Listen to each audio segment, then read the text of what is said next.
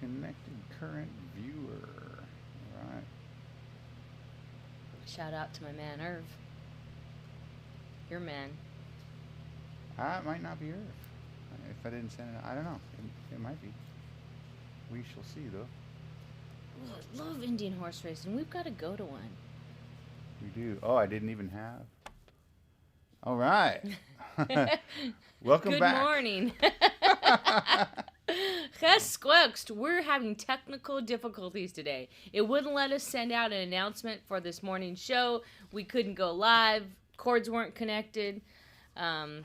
We're stuttering around this morning, so we're having a little trouble. Yes, we are. All right, but that's all right.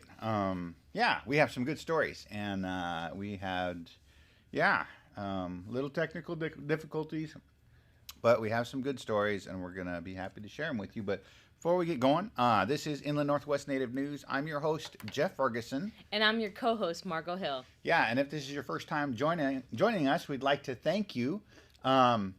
We would like to thank you for joining us and invite you to like our channel and subscribe if you'd like to tune in. We're doing this every Monday, Wednesday, and Friday at 8 a.m. We're covering news and events for 11 tribes of the Inland Northwest on a local, regional, and national level. And so we cover the gamut. And we really aren't going in-depth in a lot of the stories, but we're kind of scratching the surface, and we'll leave the links to the stories in the comment section below. So if it's something you're interested in, you can go check it out. We, at this point, are trying to keep it to 30 minutes, so it's not something that's going to drag on all day long. And we like to give shout-outs to different people, and we like to cover the news and events for 11 tribes throughout the Inland Northwest, from as far west as the Colvilles down to the Yakamas and the Warm Springs, the Umatilla, over to the Perce, up to the Blackfeet, the Salish Kootenai, the Kootenai of Idaho, the Kalispels, the Spokanes, the Coeur d'Alenes, and I think that's it. Yeah. I think you got said them all. Colvilles. Yeah. And Colvilles. Yeah. Well, I started with Colvilles. Okay. Yeah, all right. So that's the area, that's the region. We're trying to fill that gap that mainstream media has left, just kind of like this black hole in this area. And we're trying to fill that. If you have any story ideas, feel free to send them to us. We would like to go more in depth and stuff, but we've been pretty much scouring the web looking for things that we think you might be interested in, or things that might affect you as Native people. And so that's kind of what this is, really more of a talk show than it is really in-depth hard news coverage. We don't, we're not doing like New York Times type of coverage where we go in depth. We have done some in the past where we went out, but COVID kind of shut us down. We've got, I think, a dozen episodes up or something from all around where we went to powwows and gatherings. And so we are covering cultural events, education, sports. If you've got a hometown hero, that's on the football field, we cover that. Basketball, let us know. We're out there voting in the Tribune on Sports Athlete of the Week. If they're Nez Perce, and we're trying to bring those stories to you. So, politics, everything that's interesting for Indian country, we're trying to cover it. So let us know. Yeah, and if you have any announcements, you be sure to send those to us, because we'll be happy to get them on the air. We have one right now. Let's go ahead and start, Jeff. COVID-19 vaccination clinic. So February 24th, 2021, 9 a.m. to 2 p.m. at the Spokane Tribal Powwow Grounds. This will be for the first dose only. So there's a booster clinic for the second shot, and that's going to be in 1 month. So we're starting February tomorrow at 9 a.m. There'll be 400 doses, no appointment needed. It's open to individuals 18 years and older whom are active clinic users or reside on the Spokane Indian Reservation. So you need your picture ID, and it gives you your birth date and residency, COVID testing available. So contact the Welpinut Clinic if you have any questions, 258-4517. But we are beginning to, do our mass vaccinations, Jeff. And so we have 400 doses for if you're a active clinic user out the Spokane tribe. Great. Yeah. All right. So, and you do have to have masks, and they'll be doing social distancing. So, go check that out, Powwow Grounds tomorrow. Yeah. All right. Well, that sounds good. Did you have another thing that we wanted to cover real quick? Or? Which one are you talking Oh, about? Sorry. I know what we're talking about. You did a cool little video. And yeah, so the video is on how to get scholarships for Native students. And it's about 20 minutes. You go pretty in depth, and I think, you know, in the comment section of that video, if you have kids that are going to college, getting ready to go, and you're looking for funding, a lot of tribes will require you to go out and put in for a couple different scholarships or grants. And so she covers a lot of the things that'll make it easier for students. Just a lot of it's real housekeeping stuff, and a lot of it's just a kind of a rhythm that you can get into when you start applying. I know. Yeah, just all the things, you know, you got to fill out your FAFSA, and then just paying attention, getting your student to pay attention to their email, to turn that SAR, right, student assessment report, right back in, because that's what your tribal education department is going to need. But then also applying for scholarships, you know, they have a lot of questions, and we don't live like mainstream America. We're not always doing the Eagle Scouts or marching band, but we do a lot of amazing things in our tribal communities. So it just, you know, really translates some of the, you know, scholarship questions into what we do in Indian country, in our tribal communities, ways that you can answer those essay questions. Yeah, I think you really did a good segment on that, because when I started going and I was looking for my you know, grants and scholarships to get into school and get going, I had a hard time because I didn't have a lot of the mainstream things that we can do. But you go in how you can cover even things like serving elders and, you know, chopping wood, and you talk a little bit about how much people like to hear that engagement with your community, and I think that's really important, because that was one thing I really kind of overlooked, you know. So because even though we, you know, maybe we live in the city, we still do a lot of things with our tribal community here in our urban neighborhood. We're traveling back and forth to the reservation. We do a lot of things, and we're still being connected to our tribal roots and everything we do in our culture. And so those are things. And then also, when you're applying for scholarships, you talk a little bit about challenges or obstacles you've overcome. And it's not saying we're pitiful. It's showing that, hey, we've met the challenges. We are strong. We are resilient. And that's, you know, what scholarship readers like to see. That, you know, because, you know, going to college can be hard. But we have strength as Indigenous people. And you also mentioned one thing, and I'm really going to push this, is that there's a lot of money out there that doesn't get used. Mm-hmm. And one of the grants, or one of the scholarships that I got from Whitworth when I went there, they were kind enough to dig up. It was just a little one, but it was like a one-pager, and it was for like $1,500, you know, it'll cover your books. Yeah. And it's like, wow, that was pretty easy. And they're like, we haven't had anybody apply for this one, or really anybody that qualify for this one in a while. So there's stuff like that out there, and it's kind of the job of the people in your financial aid department to know about these and know who qualifies and kind of point you in the right direction. So, and if you look for scholarships, maybe you're not a big writer. There's scholarships for making videos. Mm-hmm. You know, like this YouTube channel, or there's all kinds of scholarships. So get out there, apply. There's money for natives. As we've mentioned here on the show, Mackenzie Bezos gave money to the American Indian Graduate Center, and they're funding undergraduates as well as graduates. Yeah, so there's money out there. You just got to look around. And yeah, I believe wholeheartedly that it's about the journey. You know, even if it does take, it took me a while, took me longer than I thought it was going to get through school. Because when I was done with my bachelor's, I realized that I wasn't done, and I wanted to go back. And it was really about the journey. The whole thing is exciting, and it's really led me in a lot of cool directions, I thought. Yeah, so one time I think I was, I don't know if it was law school or which program I was in, because I've done multiple, right? Mm-hmm. I went back to the reservation, and one of our yayas, Grandma Cecile, I was visiting with her, and I was talking about school or program or whatever, and she goes, Yaya, are you still going to school? She goes, geez, Aniha, yeah. They must have a hard time teaching you anything.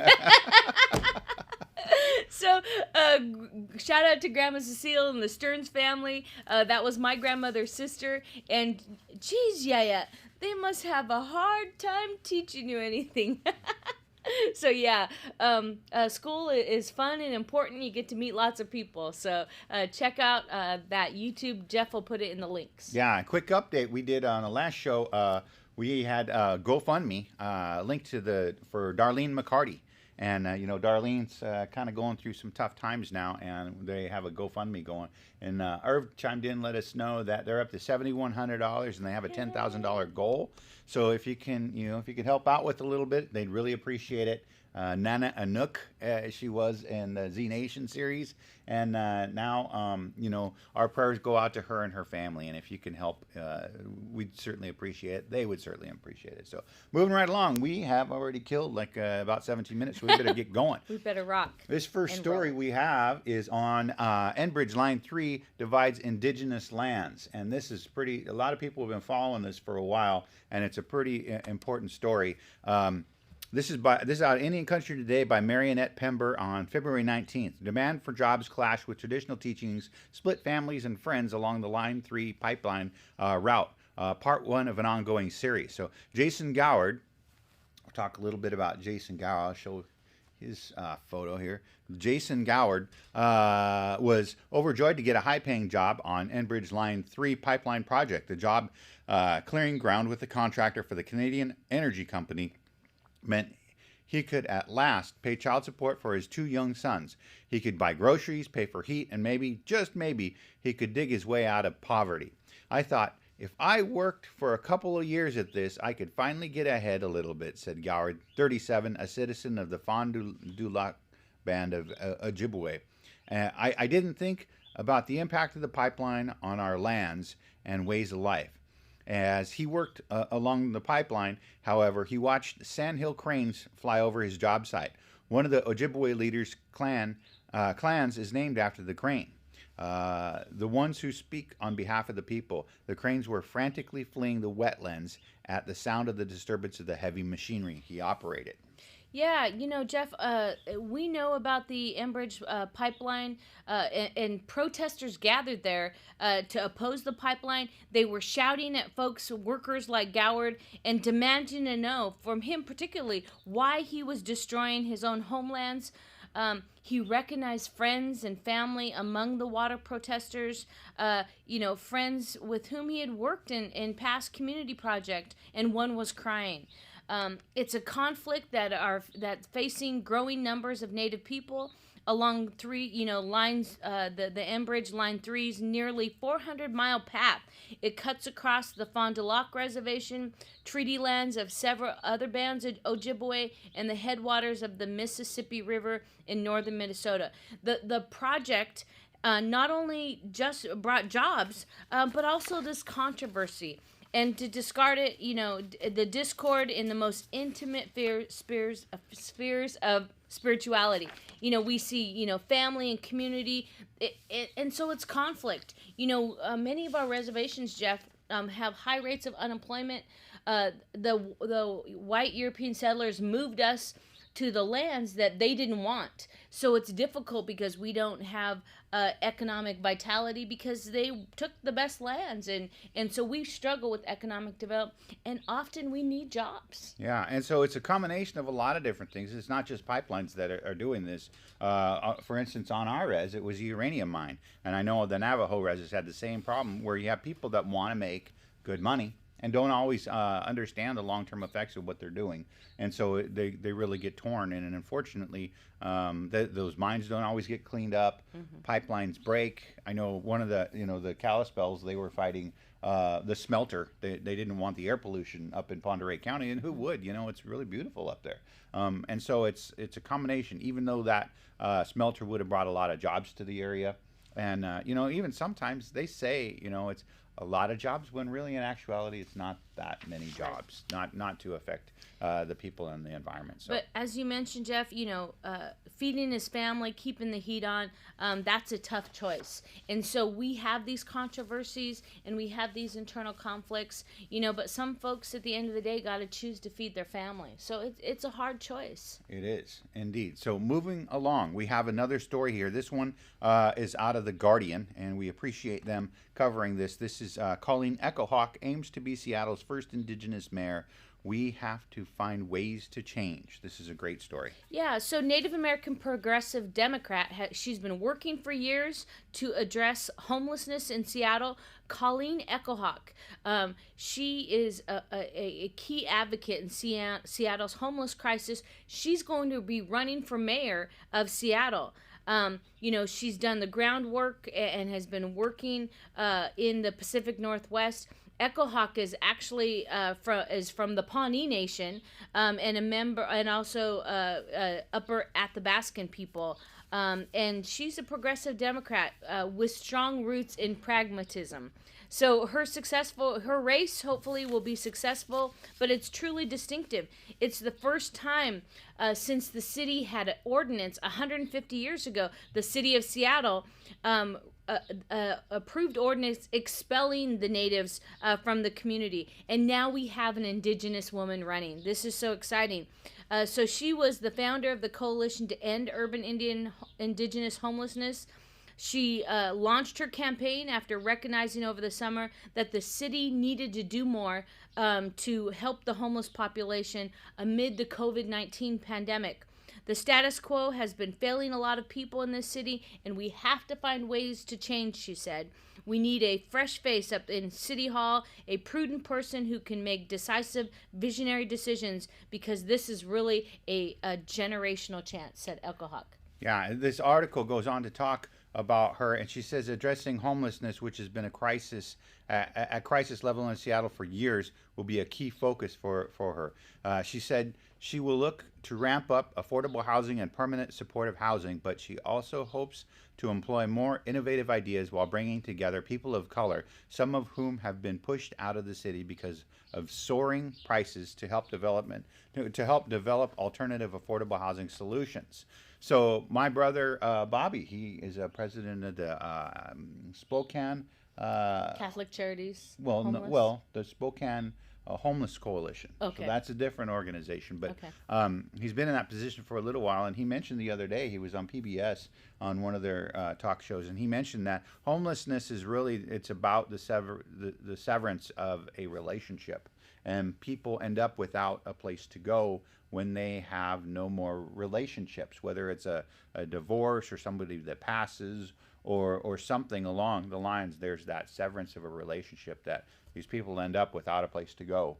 And, once you run out of couches to surf on and you run out of facilities to go to, it can be really tough, especially in Seattle. It's getting really out of hand. So it's neat that she is including that in what she's doing. So, and it's cool that she reached out to a couple of the local, we always do land acknowledgement. Mm-hmm. And so she reached out to the Muckleshoot and the Suquamish tribe. That's part of their homelands and territory. Because as I mentioned, Colleen is Pawnee, mm-hmm. But she's representing Indigenous people, and so she touches base with and says, "Hey, I want to advocate for all people."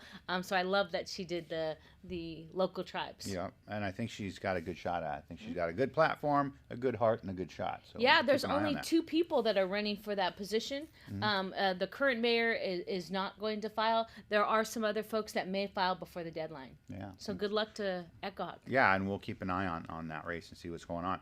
So moving right along on the Makah res. The Makah tribe has a public announcement. What a beautiful shot, beautiful place. February 20th, while the state and county have moved into phases of reopening, the reservation remains closed to all visitors until further notice. There is no reopening of the reservation planned at this time. The reservation remains closed near the east boundary of Highway 112, which those who are not permitted for entry will be turned around at the checkpoint. So if you've ever driven out there, it's like an hour drive to get out there. So if you go all the way out there and they turn you around at the res, don't be surprised. Because you heard it here. You heard it here. The trails on the reservation are closed to visitors until further notice. They're closed to non-tribal fishing. Entry by land or sea is not permitted. The Makah Marina and boat launch are closed to non-residents until further notice. They're not providing marine fuel to non-residents until further notice. that they thank you for understanding, but because of COVID-19, and there's confirmed person-to-person contact spread, that the Makah Tribal Council just said, hey, after careful consideration, we are closing down. We need to implement these measures to protect the health, safety, and welfare of their community. And so that includes Cape Flattery and Shishi Beach, but I don't believe that includes Lake Ozette. I think Ozette's before they close it off. So you definitely want to check it out before you head over that way. But anyhow, we just wanted to keep you update what's going on over there. Moving right along, again, we have an announcement from Red Eagle Soaring. They are still looking for submissions. They're currently seeking submissions on short plays between 10 to 30 minutes long, written by Native playwrights. These plays will be performed by Native youth as part of Red Eagle Soaring's inaugural Short Play Festival in June 2021. The playwrights of each selected play will be compensated with a licensing fee of $100 per performance. Also, Red Eagle Soaring will also be offering free virtual playwright workshops for Native artists of all ages. The purpose of these workshops is to inspire artists to write a play and get a submission ready. For more information, please see the attached email. It's ad@redeaglesoaring.org, and we will leave the link to catch these guys in the comment section below. That's Russell Brooks and his crew over in Seattle, and man, they put on a wonderful performance for One Heart Native Arts and Film Festival a couple years back. We'd love to have them back over here, and it'd be cool if you could get some of your submissions into them, and they start running your plays if you're a playwright. Yeah. So another announcement. But after Red Eagle Soaring, right on. Russell Brooks, our partner out there in Seattle, they do a lot of work for young people. Keeping young people involved in cultural activities, just amazing. So shout out to Red Eagle Soaring. Next, I want to mention another announcement. The Confederated Tribes of the Umatilla Indian Reservation. They're going to be holding a vaccination event. They're working with the Oregon National Guard. So this is out of the East Oregonian. They're talking about vaccinations. A vial of Pfizer BioNTech COVID-19 vaccination sits on the counter at the Yellow Hawk Tribal Health Center. And they're talking about this clinic hosting a max vaccination Tuesday the 23rd and Wednesday the 24th. So again, today, the Yellow Hawk Tribal Health Clinic is hosting this mass vaccination. Today again at the Confederated Tribes of Umatilla Indian Reservation. So they have 975 doses of the Pfizer COVID vaccine from the Indian Health Service. The Oregon National Guard will assist and is helping with the administration of the vaccines. They're being provided to enrolled members of the Umatilla tribe who are 16 and over, employees, tribal government, Wild Horse Resort Casino, Cayuse Holdings, all of their enterprises and employees. And they said, the chair, a Board of Trustees Chair, Kat Brigman, said, we are so proud to be able to vaccinate nearly 1,000 more people in our region. So they're working hard. Even non-Indian employees are stepping up and being vaccinated. all right. Shout out to Kat Brigman. Good to see you. Good to hear about you. Okay, moving right along. We have on the 145th birthday of Zitkala Sa. Google changes homepage logo with doodle by Native artist Chris Papan. Papan? I hope I'm saying that right. I don't want to be... so we'll take a little bit closer look at this. All right, here we go. By Native News Online, February 23rd, out of Chicago, Google on Monday replaced their homepage with a doodle by Native American artist Chris Papan, who used ledger art to celebrate Zitkala Sa, a Native American musician, composer, and suffragist on her 145th birthday. Wow. Her name means red bird in Lakota. Was born on February 22nd, 1876 on the Yankton Indian Reservation in South Dakota at an early age. She attended a school run by Quaker missionaries and to attend White's Indiana Manual Labor Institute, where she received an education in English, but ultimately stripped her from her tribes spiritually and culturally.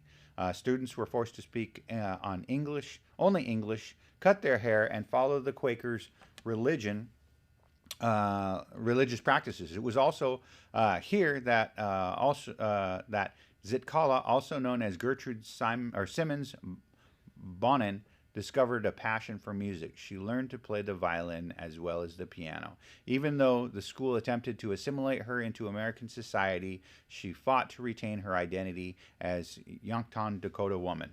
This was exemplified in her latchkey work in getting U.S. citizenship status for American Indians through the passing of the Indian Citizenship Act of 1924.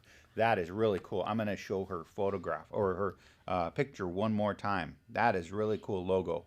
Yeah, so we honor our Yankton Dakota relations and this Indigenous woman who fought really hard.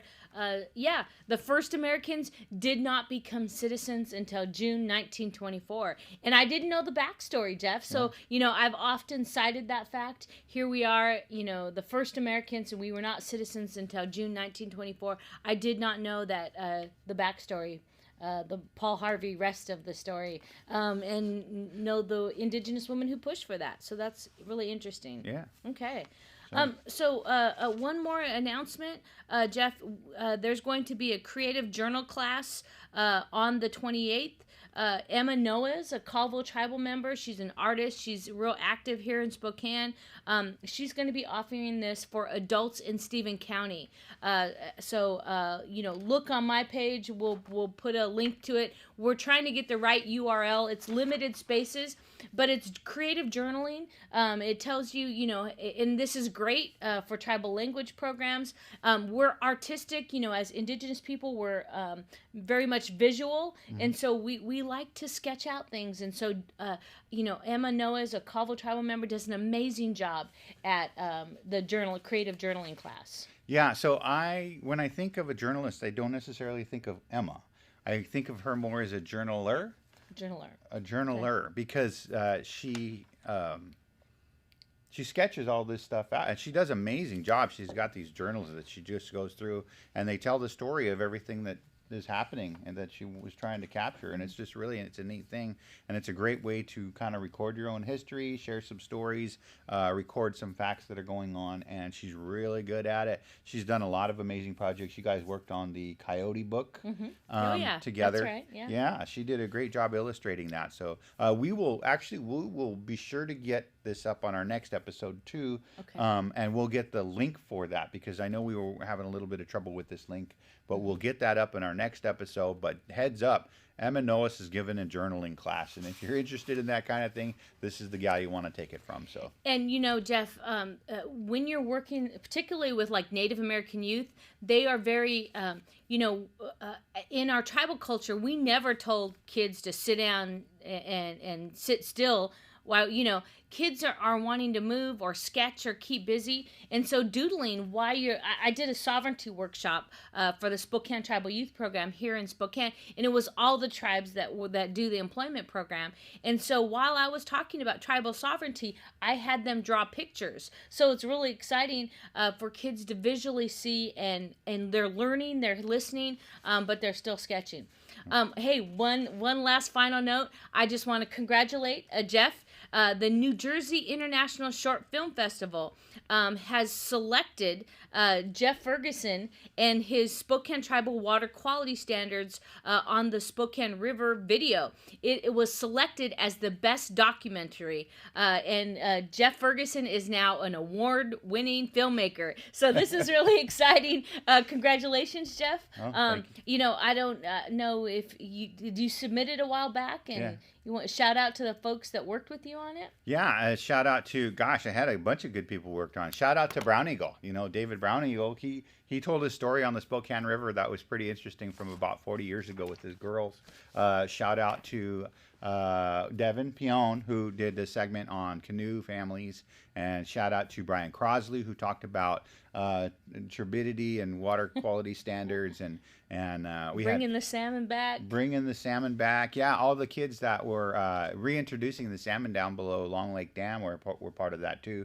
That was pretty exciting. And Bill Youngs, a professor of history out of Eastern Washington University, and Jerry White Jr., the river keeper, and Rick Eichstead, who really, all these guys really stepped up and helped me to do this. I couldn't have done it on my own, but it was certainly an honor to do it and an honor to work with everybody. You did a segment in there that turned out really nice, and it was just an honor. When you do projects like that, it's so informative. You learn so much, and it's a blessing to be able to do that kind of work. So. Yeah, Warren Saylor helped out provided some research. But a big shout out to Gonzaga Environmental Law Program. Yeah. They hired Jeff to do the work, and just getting out there and getting that tribal voice. So the Gonzaga Environmental Law Program and the Rose Foundation. Yeah, the Rose Foundation helped out too. Yeah, very cool. All right. So we're gonna sign off, but we want to give a shout out. Happy birthday to Smoker Marchand, Samech, as his grandmother called him. So happy birthday, Smoker. We appreciate you. You and Jeff have done some work together, and it's a lasting legacy. But happy birthday today. Yeah, I hope things are going good for you, brother. All right. All right. So that's it. All right. We will see you on Friday. Thank you once again for joining us. Lem Lem Shet Uhoy.